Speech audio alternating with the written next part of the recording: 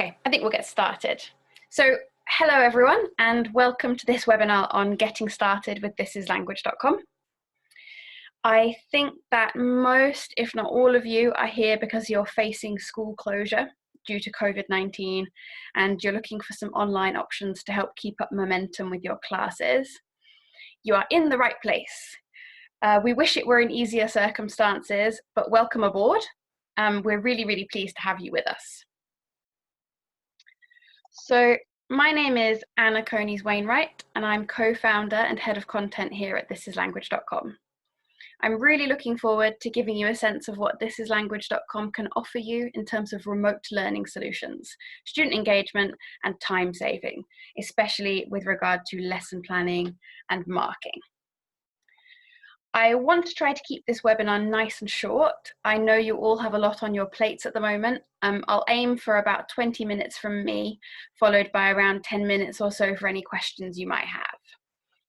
So today, we will cover specifically finding relevant level-appropriate videos to use with your classes, using and setting the exercises that accompany all of our videos, our interactive grammar tool, where to find it and how it works, how to keep tabs on your students' scores and progress on the site, our student favourite vocab game Nutty Tiles, and crucially how to add your students and classes to the site. This is by no means an exhaustive list of everything that thisislanguage.com has to offer, but we'll cover all of these basics so that you'll then be in a good position to log on and explore the site for yourself. First of all, I think it's probably worth stepping back and giving you an overview of who we are at thisislanguage.com and what we're all about. Thisislanguage.com is an online video-based resource for teachers and students of French, Spanish, German, and Italian. We provide some 10,000 videos and around 40,000 automatically marked vocab, grammar, and comprehension exercises. We are founded on 3 principles. First of all, authenticity. All of our videos are 100% unscripted. We feature young native speakers talking about their own lives using the language they always use. Secondly, efficiency. We are dedicated to saving you and your colleagues time on everything from lesson planning to marking and monitoring progress. Our learning zone is stocked with loads of fantastic, relevant language content for your classroom. Student progress is easy to track with the automatic marking system and results log. Finally, inspiration. We know that students need to be engaged in order to learn. So we work hard to make sure that our resources appeal to students through points, leaderboards, and lots of friendly competition. Right, now that you've got a bit of a sense of us, let's get stuck in.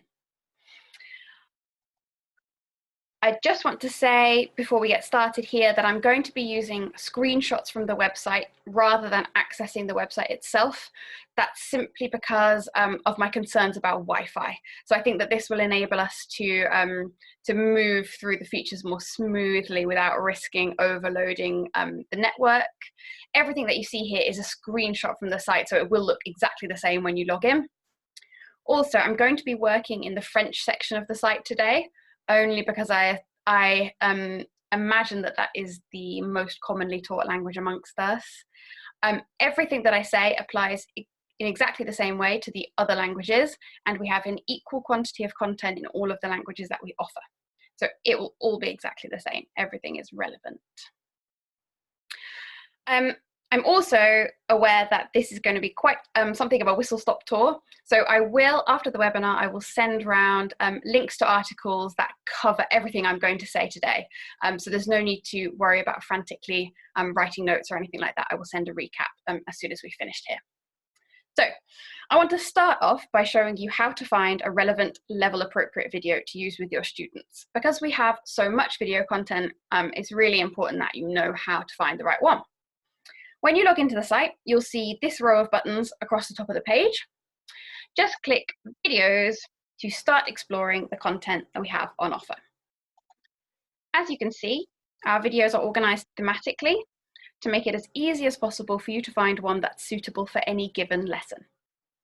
The videos are divided, first of all, into these broader themes, the likes of which you're all very familiar with, I'm sure. Friends and family, free time and leisure, education and work, my area, home and health, holidays and travel.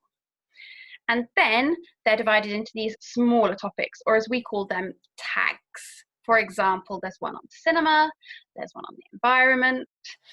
In some cases, we have also included tense references on these tags, like this one here, holidays future, to help you find videos featuring the right grammatical structures for your classes.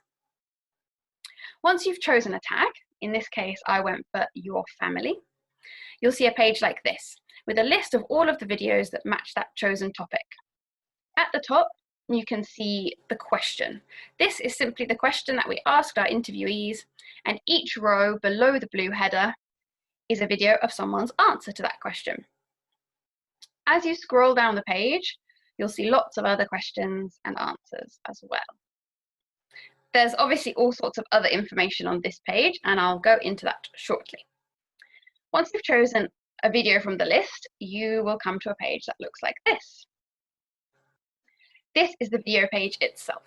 So you have the video in the top left and the exercises and other tools down the right-hand side here. There are a few things that I'd like to point out for you on this page. First of all, we have the video ID number. Each video on thisislanguage.com has a unique ID number to make it as easy as possible for you to find videos that you've enjoyed using. Simply type this ID number into the search bar at the top of the page here, and you'll be taken directly to this page from anywhere on the site. This makes it really easy to get back to a video that you've enjoyed. So if you find a video particularly effective, jot down the ID number and you'll always know where to find it. It's also great for making recommendations to colleagues. The second thing I want to show you is the difficulty rating. All videos on the site are rated between 1 and 5 for difficulty, where 1 is the easiest and 5 is the hardest. The rating takes into account everything from tenses and grammar to vocabulary, speed of speech, accent, and linearity of answer, or the amount of hesitation. Next, and very importantly, I think to point out at this stage, we have the snail function. This slows the video down by a third, which we've worked out is just enough to help your students follow what's being said more easily, but not so much that the audio becomes distorted. I think it's important to draw your attention to that at this stage, because if your students are working remotely without you in the classroom to help them, they will find this useful. Below the video, you will see a list of related videos. These are simply other people's answers to the same question. So this is really great for giving students the opportunity to compare responses or opinions, or also for finding an easier or harder video on the same topic. One final thing to point out to you on this page is the transcript. It does what it says on the tin. It's a full transcript of everything that's said in the video. As a teacher, you can decide whether or not your students have access to it themselves, but you will always be able to see it. You can copy and paste the transcript for use in your own resources if you like. It's there. Right, now let's have a look at the 4 exercise types that accompany every single video on the site. And these are represented by the 4 coloured buttons down here on the right-hand side. First up, we have the jigsaw, which is the green button. Jigsaw is a drag and drop gap filling exercise. As they watch the video, students are asked to drag and drop the missing words into the correct spaces in the transcript. They can watch the video multiple times to help them complete the task, which makes Jigsaw an excellent entry-level activity. As with all exercises on the site, the Jigsaw is automatically marked, and students are asked to correct their answers before they move on, which helps to make sure that they make tangible progress without a teacher present. Students get points for every correct answer that they give to the jigsaw, and indeed to any exercise anywhere on the site, because we're well aware of the power of a bit of friendly competition between classmates. The next exercise I'd like to show you is the video vocab. In this exercise, students are taught and tested on teacher-selected vocabulary from this particular video. First of all, students are shown a series of flashcards featuring the uninflected forms of the vocabulary, along with an accompanying image and audio. So it's infinitives, masculine, singular adjectives, that sort of thing. Once they're ready, students move on to practice typing out the words in the target language in response to an English prompt. When students make a mistake, they will be asked to copy out the correct answer and will then be retested on the words they got wrong at the end of the exercise to really drive home those spellings. Next up, we have gap fill. The gap fill is designed as a follow-on activity to the video vocab and tests students on the inflected forms of the same vocabulary taken from the video. As they watch the video, students are asked to type the missing words into the correct gaps in the transcript. The typing element of this exercise tests students' spelling in the target language and, at the higher levels of difficulty, their ability to agree adjectives and conjugate verbs according to the context of the video. As with all of the exercises on thisislanguage.com, the gap fill is automatically marked, meaning that students get instant feedback and the chance to correct their errors, which makes it perfect for independent work. Finally, we have the comprehension. For this exercise, students must answer a series of multiple choice comprehension questions as they watch the video. In some ways, the most challenging exercise, comprehensions are designed to test students' general understanding of the target language in context. Again, all of their answers are automatically marked, so you needn't do any of that. Now that we've seen what each of the exercises entails, I'd like to show you how to set them for your students, which is going to be particularly important for everybody at the moment when you need to work with your classes remotely. So to set an exercise, simply click the grey Set an Exercise button shown here, and you'll see this box. You'll see this box wherever you set an exercise on the site. It always looks the same, so you'll soon become familiar with it. Here, all you need to do is select the exercise you'd like your students to complete. So in this case, I've selected the video vocab and the gap fill together. There's a little time estimate there, which gives you a sense of how long it will take your students to complete it, roughly. Choose the class you'd like to set it for, and then set a due date if you'd like one. You don't have to set one if you'd prefer just to sort of set a selection of activities for your students to work through as they have the time. You can see I've also selected to email a notification of this task to my students. And you might find that useful, especially in a context where you're not going to see them in the classroom. Then click Save. And that exercise is set for your students to complete. The exercise will now appear in your feed on your home page, like this. So you can easily see how many of your students have completed the work, and you can click the green button here to see how they've done.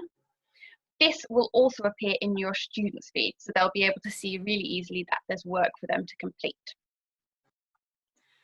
Next up, I would like to show you our interactive grammar learning tool, which you'll find behind this blue button here. Now, depending on where you are in the world, this button will either say grammar or it will say structure. It makes no difference to the exercises that are behind the button. In this case, I think my example school is in the US. That's why it's called structure. So, as you can see, the grammar section covers all of the structures that your students need and helps them learn and improve through the use of wacky explainer videos and carefully scaffolded interactive exercises. The sections look a little something like this. So after having watched a wacky 2-minute explainer video at the top here, and then read a teacher-written textual explanation at the bottom, the students work their way through the following exercises. First of all, identification. In this exercise, students are asked simply to pick out the word or structure they are learning from within an example target language sentence. Next, we have multiple choice. Here, students must select the correct form of the structure to fill a gap in the target language sentence. And then finally, spelling. In this section, students must fill the gap in the sentence by typing in the missing words themselves. These exercises are obviously designed to be increasingly challenging to help students develop first their receptive and then their productive skills. Our unique responsive teaching system adapts to the students' answers, only allowing them to proceed to the next exercise once they have mastered the previous stages. I think that there's a sort of general understanding that grammar is something which needs to be taught in a traditional teacher at the front of the classroom type style. But I think that what we've built here in the grammar section really can be used effectively for independent learning. So I would urge you to give it a go with your students and see the results for yourself. Now that we've looked at something sort of quite intense linguistically, I wanted to show you something that's really, really good fun and a student favorite. This is Nutty Tiles. It probably looks a bit bonkers to you if you've never seen it before. Nutty Tiles is a real-time multiplayer game for learning vocabulary. Students play against their classmates as well as other students all over the world as they compete over the game's 50 levels. Each level introduces at least 20 new words which students must type quickly and accurately in the target language. They cannot move on until they have mastered every word in each level, which makes Nutty Tiles great for expanding vocabulary and improving students' abilities to recall words quickly. It really is a favourite amongst students, and I'd recommend just letting them loose on it for a few minutes. You'll be amazed at the results, I promise.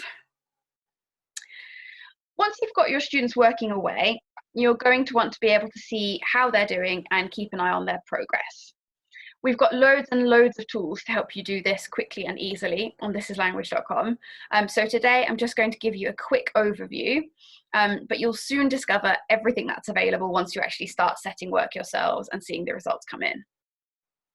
To see your students' scores on work that you've set for them, hover over your name in the top right-hand corner here and select Classes. You'll come to a page like this. On this page, select the View Work button next to the class in question, and you'll see a list of all of the exercises that you've set for them. You can use the View button here to see a full list of each student's scores, or you can use the green buttons at the top to download the scores as a spreadsheet. Now, there's just one more super important thing that you need to know how to do, and that is how to add your students to the account. There's more than one way of doing this. Again, we've built a number of functions to try to make it as flexible as possible for schools. But today I'm going to show you what I think is the simplest way so that you can crack on and get set up as soon as possible given the difficult circumstances. So there are 2 steps that you need to take. First of all, we'll be adding the classes. So that's sort of like the shell that holds the students. And the second step is to add the students into the class. So from the classes page that we just saw, start by clicking Add a Class.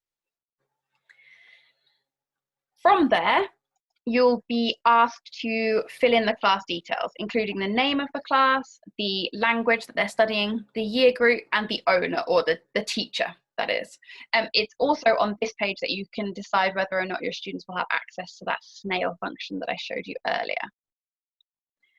Once, if you're the primary account holder for your school, you'll be able to set up classes for any of your colleagues. But if you are not the primary account holder, you'll only be able to set up your own classes. Once you've entered all of the necessary details there on the left-hand side, just click Create Class.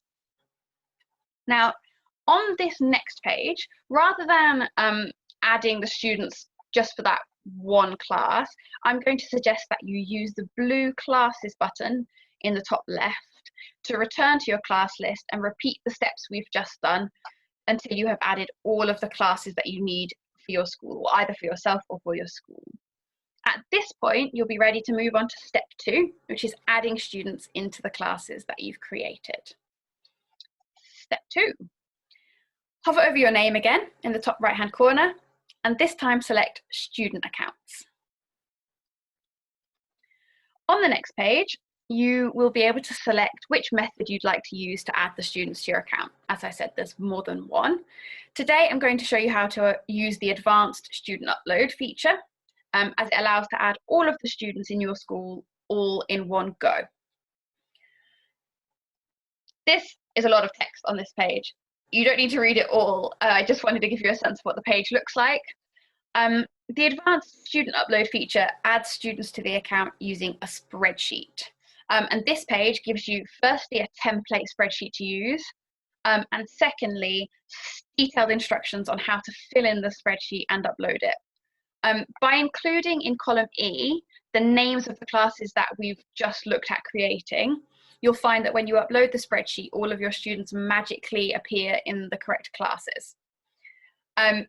Don't worry, all of this is covered in the step-by-step instructions on the page, and I will also send a reminder of how all of this works after the webinar. A couple of top tips for adding student accounts, given the tricky situation that we find ourselves in at the moment. My number one tip would be to add students using their school email addresses if they have them. If they don't have them, it's not a big problem at all. But if they have got one, you might find it easier to add them using this email address, because you can simply say to them, log in using your school email address, rather than having to give them each an individual username. Similarly, my second tip is to give everybody the same password to begin with. This makes it really easy for students to get logged in first time round, after which point they will be able to create a more secure password for themselves. I'm very conscious of the fact that we've been through all of this quite quickly, but as I said, I will be sending around a text version of everything I've covered here so that you can refer to it as you start this process. I'm also aware that I've taken up quite a lot of your time, but there is just one more thing that I'd like to show you really quickly before we move on, and that's our textbook guides. Textbook guides are found in the printable section of the site behind this yellow button on the homepage. So if you click this button and then select textbook and curriculum guides, you'll come to a page that looks something like this. Textbook guides match our content to every page and every unit of the textbook that you're using to help you integrate our resources into your schemes of work as easily as possible. They look a little something like this when you open them up. So you simply look up the textbook page or unit that you've reached with your class in the guide, and you'll see a list of our videos, grammar, vocabulary, and other resources that fit with that unit. I think that these guides might well come in particularly handy at the moment, seeing as you're all in the position of needing to integrate thisislanguage.com into your lesson plans really swiftly. We have something like 180 textbook guides on the site at the moment, but if yours isn't there, please do just get in touch with us and we'll do our very best to make one for you as quickly as possible. So I have gone on long enough. At this point, it's over to you. You should see a sort of Q&A button in the control bar for this webinar. And if you pop your questions in there, then I'll aim to answer them sort of in the order that they come in. If you can't find that little thing, then we can use the chat function too. Okay, I've got one in. Does the username need to be an email address? I have a spreadsheet that has all of their login numbers for the school system, and can I use that number instead? You can indeed, that's no problem at all. It doesn't need to be an email address, it can just be a username. The instructions for using the spreadsheet to upload the students covers that. So it'll say email address / username, and you can just put the number in instead. Hope that answers your question, Simon. How do you add additional teachers? An excellent question. If you are the primary account holder, all you need to do is hover over your name in the top right-hand corner, as we did when we were adding the classes, and you'll see an option that says teacher accounts. Then just pop in the teacher's details and they will receive a registration a registration email directly to their inbox. From there, they can set up their own password. I will send a reminder of how to do that in the email that I send around once we've finished here. I hope that answers your question, Fiona. I'm having a little look down here. Is it possible for students to create their own accounts if we do not have easy access to all of their email addresses? Yes. So one of the other option is creating automatically generated registration codes for the students. They get a registration code. The first time they log in, they use the registration code, and then they are prompted to enter their own details from that point, which saves you needing to have access to a big old list of all of their details. The information that I send round after the webinar will also cover that method of adding students too. So that should sort you out, Rachel, I hope. If our school blocks outside emails to students, how can we use that feature of getting the assignments emailed to them? So the assignment email isn't necessary, in that if students log into their account, they will see all of the work that you've set for them laid out in their feed. So the email's just a sort of optional extra. I think if you're not convinced that students will receive emails that the site sends to them, I would just encourage them to check the feed on their homepage.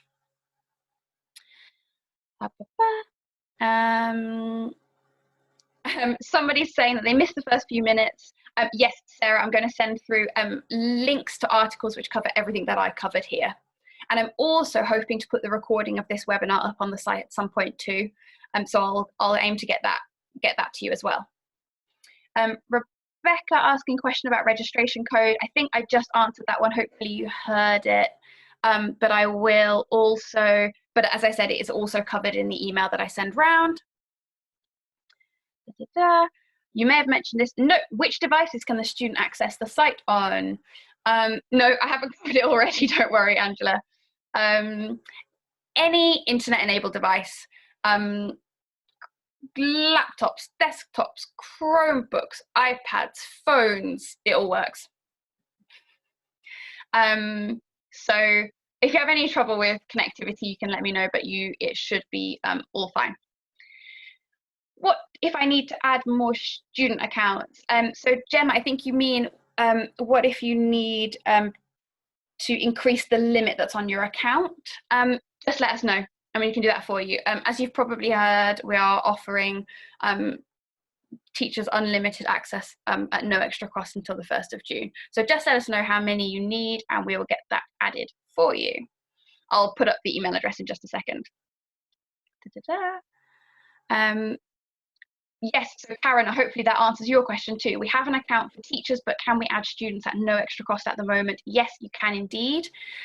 If you have the email address of your regional manager, then get in touch with them and ask. Otherwise, and let me just put it up now, there's an email address here, schools@thisislanguage.com, and we will get the student accounts added for you at no extra cost. Can pupils start completing the tasks before everyone else in their class has registered? Yeah, that's fine. So once any given student has sort of got themselves sorted out, then they will have access to the site and they'll have access to anything that you've set for them. So they can get started as soon as they've got themselves logged in. And you've also asked, what does the site look like for pupils if no tasks have been set? It essentially looks the same as it looks to you. So students can access all of the videos and all of the exercises independently. So you don't need to set anything. If you have conscientious students, they can roam about and do their own work. So it doesn't sort of look blank. There's no pressure on you to assign it. The setting work obviously works well if you have particular exercises in mind that you'd like them to concentrate on. What age range do you think it suits? You've only ever used it with secondary school and they enjoyed it, but you don't know about primary. It's really aimed sort of GCSE age range. So I suppose I'm talking predominantly, I guess, 13 to 17 or so is our has been our primary focus. That said, because of the difficulty ratings, it is possible that students both above and below those age ranges will find something that works well for them. I would suggest trying a couple of the 1-star videos with your pupils and seeing how they find it. The jigsaw activity works really, really well as a starter activity, and because students can listen to the video as many times as they like and they can use the snail function, it is often much more accessible. I hope that helps, Cheryl. Oh yes, this is a good question. If I asked for French, can I use other languages as well? You can do. You just need to let us know that you'd like to have access to the other languages too, and we can add them to your account for you. Somebody's asked how their colleagues access the site. If you are the primary account holder, you can add your colleagues. So you hover over your name in the top right-hand corner on the home page, select teacher accounts from the menu, and then fill in their details, and they will receive a registration email. How to do that will be covered in the email I send around shortly. I will aim to get the email with all of the links sent around to you in the next hour or so. So then you should have everything that you need to get started. I think that I've covered all of the questions here. If I've missed anything, please do just get in touch. You can reach us at schools@thisislanguage.com, or you can reach me directly at anna@thisislanguage.com. You'll have my email address in a second once I send around the links for you. Thank you all so much for joining us. I hope this has helped you get started and that you and your students enjoy using the site. I know that it's a difficult time for everybody, and all of the thisislanguage.com team are standing by to help you get set up as quickly and easily as possible. So hopefully I'll be in touch with you all again soon. Have a nice evening, everybody. Thank you for joining us.